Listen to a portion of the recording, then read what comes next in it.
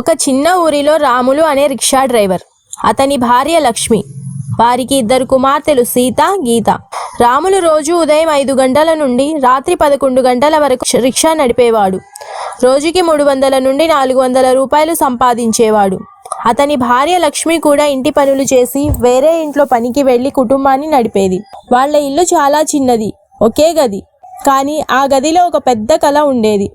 మా పిల్లలు బాగా చదువుకోవాలి, డాక్టర్ మరియు ఇంజనీర్ అవ్వాలి. సీత, గీతాలు చదువుకోవాలంటే రాములు రాత్రి పగలు అని తేడా లేకుండా ఎక్కువగా రిక్షా నడిపేవాడు. లక్ష్మి పిల్లలు పాలు తాగాలంటే తన భోజనం తగ్గించేది. ఒకరోజు సీత 10th క్లాస్లో ఫస్ట్ క్లాస్ వచ్చింది. రాములు కన్నీళ్లు పెట్టుకొని నా కూతురు డాక్టర్ అవుతుంది అన్నాడు. కానీ ఆ సంవత్సరం వర్షాలు భారీగా పడడం వల్ల రిక్షా పని తగ్గింది. కుటుంబం ఆకలితో బాధపడింది. లక్ష్మి తన బంగారు కాసులు అమ్మి పిల్లల చదువు కొనసాగించింది. సీత ఇంటర్లో కూడా ఫస్ట్ క్లాస్ వచ్చింది. గీత కూడా మంచి మార్కులు తెచ్చింది. చివరికి సీత MBBS పూర్తి చేసి డాక్టర్ అయ్యింది. గీత ఇంజనీర్ అయ్యింది.